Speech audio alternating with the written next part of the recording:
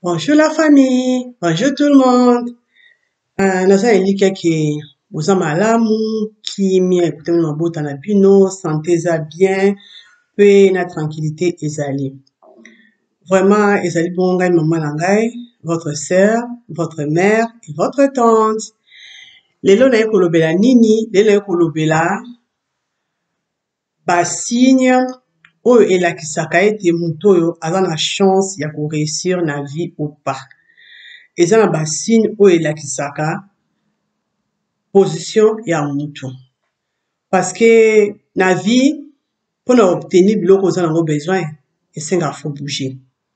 Esengaka fo ningana, esengaka fo luka, esengaka fo beta, esengaka fo telema. Aussi longtemps au bouger te, eza mo passe pour obtenir biloko oyo lingi na ndenge yo lingelaka. Ce qui est tout à fait normal. Tu vois? Et eza na ba signe oyo elakisaka ke mutu oyo aza na elo omona kati na ye. Omoni mutu oyo akoki ke musika na vie ba signe ezali. Signe ya liboso ezali bonne aptitude ou bien ba réflexe oyo ozalaka na yango. Ndenge na yo ya kotala vie, ndenge na yo ya ko réfléchir, ndenge na yo oagisaka ezolakisa soki oza mutu okoki koke musika na vie, okoki ko réussir ou pas. Parce que soki oza devant eloko, oza genre bato oyo otelemaka, oza motivé, osali, obouge, ozo respecter notion ya temps, oyebi ke fona sala ngo na temps boye, oza mutu oyo oyebi ke vraiment il faut nazala rapide, il faut na agir. Nyonso wana ezo jouer pour na réussite na yo. Soki oza lent, yo sama malembe, ovandaka na yo, orepusaka na yo, oza na yo mutu ya procrastination. Nyonso ezo jouer soki il faut réussir na likambo ozosala ou pas. Tu vois, voilà le premier point na biso. Comme deuxième point, eza la motivation. Vraiment, bato bazo réussir na vie, eza bato baza très motivé. Okozala très intelligent, okozala très sage, ozala mbongo ebele, ozala boye. Mais ndenge na yo ya kozala motivé, ezo jouer na makambo ozosala. Motivation na yo eza très important. Et bato bazo réussir na vie, bato baza très motivé. Peu importe intelligence, peu importe sagesse, mais bato baza très motivé. Sora bandi likambo na ye, akokende yango ntina suka. Eza ba signe. Soki na motivation na makambo asalaka, eza ba signe. Ozolakisaka mutu aza na plus de chance ke musika na vie. Tu vois? Soki oza na motivé te, makambo nyonso yo olalisaka na yo yango, eza pe ba signe ya bien te papa. Mais nga plus nebeta signe ba signe olakisaka bato baza na plus de chance ke musika na vie. Zalaka motivé makambo ozosala. So oza motivé, eza parmi ba signe olakisaka oza na plus de chance ya réussir eloko ozosala. Tu vois? Et puis, troisième point na biso, bato bazo réussir na vie, eza bato oyo baza na confiance na bango moko. Okoki jamais kosala likambo so oza na confiance na bango te. Tu vois? Tout ce que tu fais dans la vie, tu dois avoir confiance d'abord en toi-même. Dans le but que faut la lolenda. Je ne parle pas de l'orgueil. Je parle de la confiance en soi. Tu crois en toi. Tu t'acceptes. Tu vois? Oyebi que les cambo, malgré na zamba diplôme ebele na domaine yango te, mais na oke meka. Na oke meka, na otika te fona meka, fona banda. Tu crois en toi. On a confiance dans le mot qui na omeka. Et c'est très important. Bato a la confiance dans ma casse na vie, va réussir ça. Et ça va signe. Parmi les signes là, c'est comme ça, on a plus de chances que musika. Et ça va signe. Tu vois? On est sur la troisième point na biso. Donc, faut avoir la confiance na yo. Vous avez mutu, vous avez doute, vous avez mutu, vous avez regarder comme un homme capable. Vous êtes capable de tellement vous êtes capable d'avancer. Vous avez doute vis-à-vis de mon côté. Vous avez peur et tu travailles ton angoisse. Vous bangara vous êtes toujours angoissé. Donc, faut avoir la confiance na yo. Et ça, parmi les critères, où est-ce que mutu, ça n'a plus de sens que musique dans la vie. Faut comprendre. Quatrième point na biso. Où est-ce signe? Où est-ce que mutu, ça n'a plus de choses que musique. Et ça, la communication. Comment qu'on réussit dans la vie chez vous communiquer?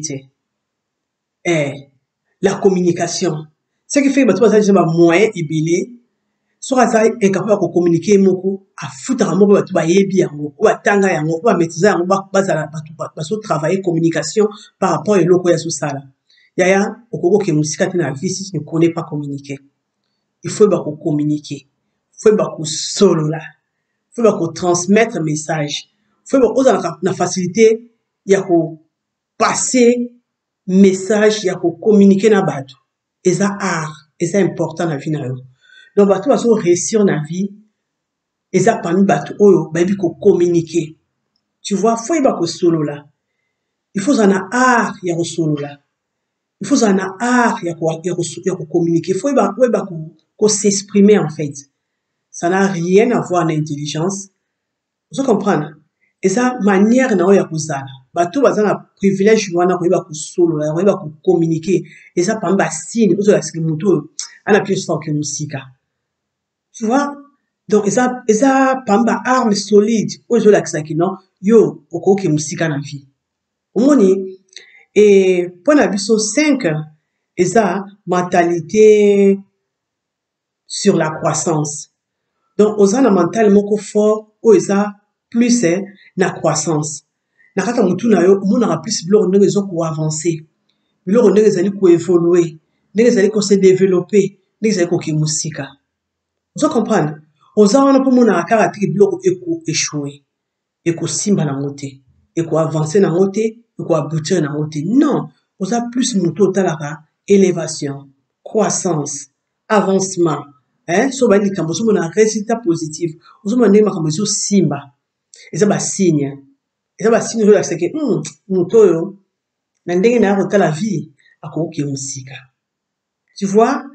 Et puis sixième point na biso, eza lo mususu eza mutuya ozo la que mutoyo a okenda likolo un jour. Ezali acceptation ya échec. Et amba biso na bode c'est échec pa na makambo na lubaka. Acceptation ya échec na vie na yo ezali important. Pourquoi? Parce que tu ne peux pas aller loin dans la vie si tu ne connais pas courir des risques. J'ai déjà parlé de ça plusieurs fois dans mes vidéos. J'ai déjà mis l'accent plusieurs fois sur ça. Tu peux aller loin dans la vie que si tu passes de l'échec à l'échec, à l'échec, à l'échec. Bah, échec, les autres traversent la vie. Bah, erreur, les autres ça la vie. Il y a un peu ça là qui, au bas quoi apprendre. Et c'est le moment où il y a apprentissage. Et le moment où il y a quoi apprendre. Aux autres quoi oza ko apprendre, oza ko telema, oza ko bongisa, au fur et à mesure, oza comme on a expérience. Oza comprendre?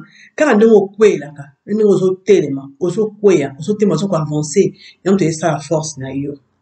Pourquoi? Parce que le succès, c'est passer d'échec en échec, sans perdre son enthousiasme. Oza n'a même enthousiasme, oza passer d'échec en échec, oza ko continuer, oza ko mata, mais au plus profond na yo, oza garder enthousiasme wana ya ebandeli ya projet na yo. C'est ça qui fait ta force. So moni mutu azana acceptance wana ya échec, mais ça toujours na même enthousiasme, parce que non ebandeta ba projet na ye, il va que ça signe que mutu a réussir. Tu vois, et ça peut même signe que mutu yo azana plus de chance ya réussir na vie. Et septième point na biso ezali bato bazana et l'eau qu'on a pour réussir, c'est pas toi un conscient émotionnel élevé. Quand tu as un conscient émotionnel élevé, émotionnellement, ça fort. Émotionnellement, ça m'a casse. Donc, conscient émotionnel élevé et ça force et pas à mon tour. Tant que ça, les cambou, ou investir émotion na onyo so na kati so travail na motema na yo na lobamba ni na ngai na ba vidéo na ngai na lobamba mingi ozo travailler na conscience na yo donc oza à fond na comme so sala bato ba travailler ndengwa na vie et ça ba signe ozo la saki moto ça a plus de chance ya kokende musika. Tu vois dans le beli awa 7 points o ça ba signe important ozo la saki na vie ya mutu oyo akoko réussir. So na vie na na 7 points oyo nyonso na kati na yo. Lesele eloko oyo ozozanga eza kotelema mpe kobanda. Yaya zala moto apasaka na action. So oza na 7 points oyo na kati na yo ozali na aptitude ya bien. Donc oza ba réflexe ya bien.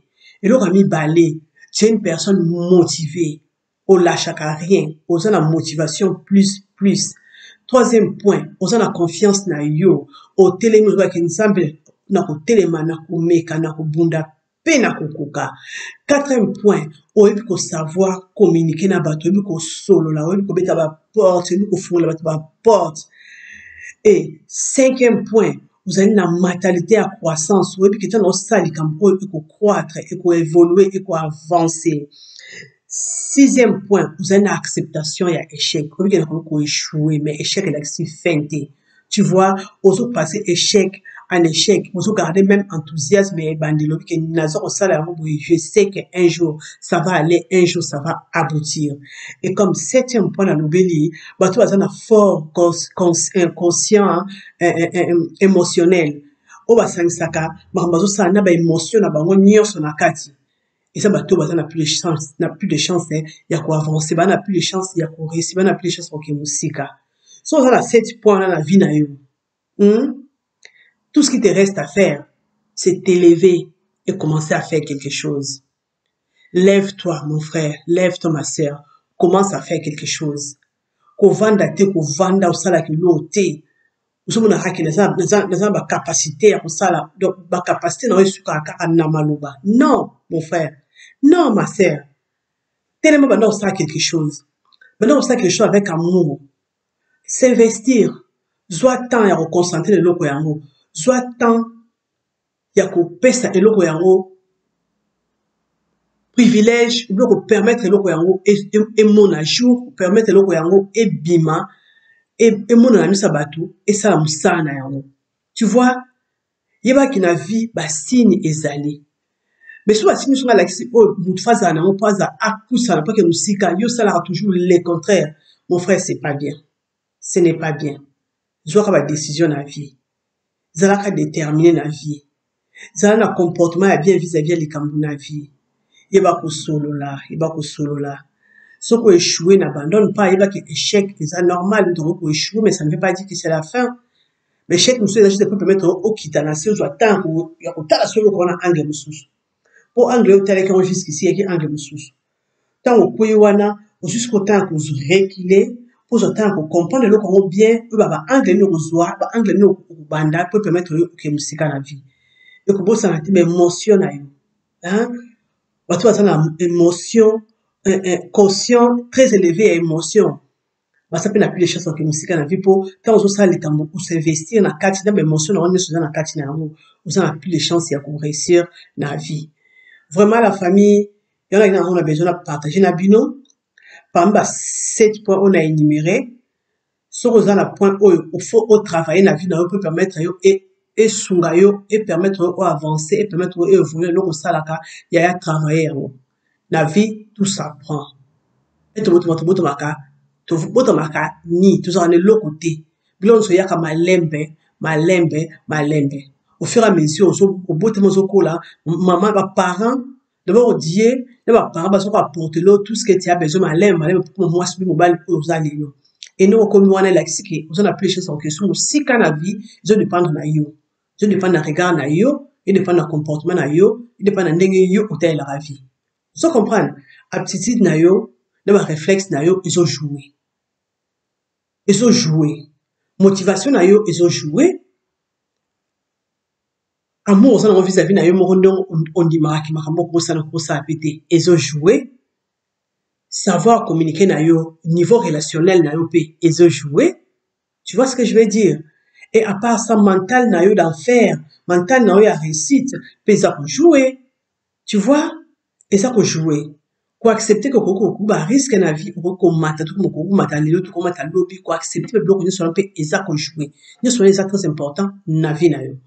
Et que bon santé que l'émotion na yo pe et ça très important na kati lo reso sala So ça na wana kutu na émotion na longa te yo pona ma mususu esuka na ngo déjà pona vie sila na ngo déjà donc yo to vie pona kutu donc fort autant la route à venir te yeba ke avenir ko souffrir na yo te eloko nyonso yo olingaka te na vie oya na moko na yo te tu vois so olinga biloko abie te na vie oya te ye mosusu tolobelaka sijo so olinga biloko elengi na vie na yo te koya te so olinga koavance te yaya ekoya te il faut oforce vie biloko mosusu na vie esenga fo oyo koluka yango ce n'est qu'au moment où bani koluka ngo nde ekokomaka na vie na yango parce que so ozoluka ngo te koya te tu vois yango nayaki nango topartage na journal lelo mon frère ma sœur vraiment nzambe abatela biso asala biso grâce tozala en bonne santé et soki okoki koaime page na ngai okoki kopartage okoki kopesanga basuggestion okoki kopesanga baremarque eza les bienvenus et surtout soki okoki kosabone na page na ngai ekosalanga mpe bien eza les bienvenus vraiment c'est tout ce que j'attends de vous bozala bien nzambe asala biso grâce tokutani na mbala ya nsima que Dieu nous garde, que Dieu nous bénisse. Merci.